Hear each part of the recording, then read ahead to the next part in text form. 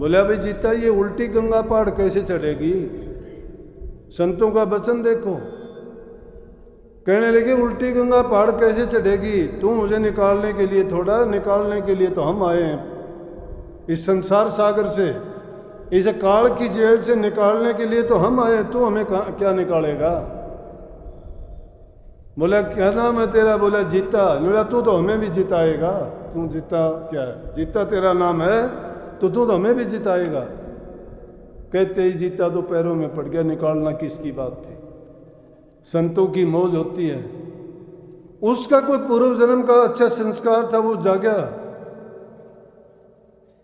और उनकी शरण में पड़ने के बाद में ऐसा काम किया उसने, वही जीता उनका गुरुमुख शिष्य बना।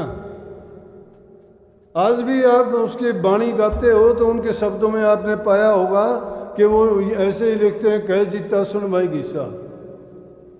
और वो ऐसी ऐसी वाणी लिखी कि बड़ी रोचक, गुरु के प्रति भाव से भरी हुई, प्रेम से भरी हुई, श्रद्धा और यकीन उनमें इतना ठोक ठोक के भरा है कि गुरुमुख के जो विचार और ख्यालात जो गुरु के प्रति होते हैं, उसको भक्ति करने के नहीं, उन वाणी के पढ़ने मात्र से ही उनकी मुक्ति का रास्ता खुल जाता है। ये होता है कि आदमी के हालात उसको कभी ना कभी ऐसी जगह पे लेके जाते हैं कि उसके पूर्व जन्म के जब अच्छे संस्कार जागृत होते हैं तो उसको अपने आप ठीक रास्ते पे लगा देते हैं।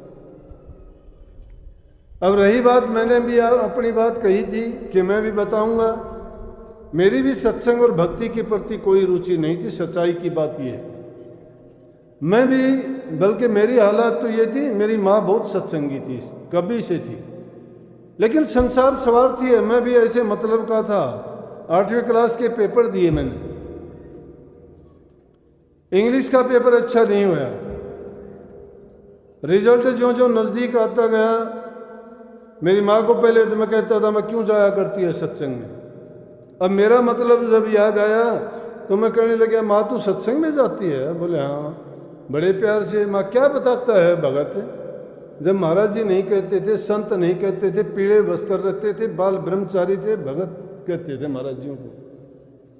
बोला कि वो खुश हुई कि ले भैया आज तो बेटे ने याद किया। बोला कि सब कुछ बताते हैं। महा तो मेरी यूं पूछ के आइए, मैं पास हो जाऊंगा 8वीं में, मतलब मेरा बड़ा प्यार से बोला। वो खुश होगी कि ले भाई बेटे का आज तो दिल में कुछ आई, गुरु के प्रति भी, भक्ति के प्रति कोई तो संस्कार जागा। और दूसरी चीज़ ये भी है कि आइंदा के लिए ये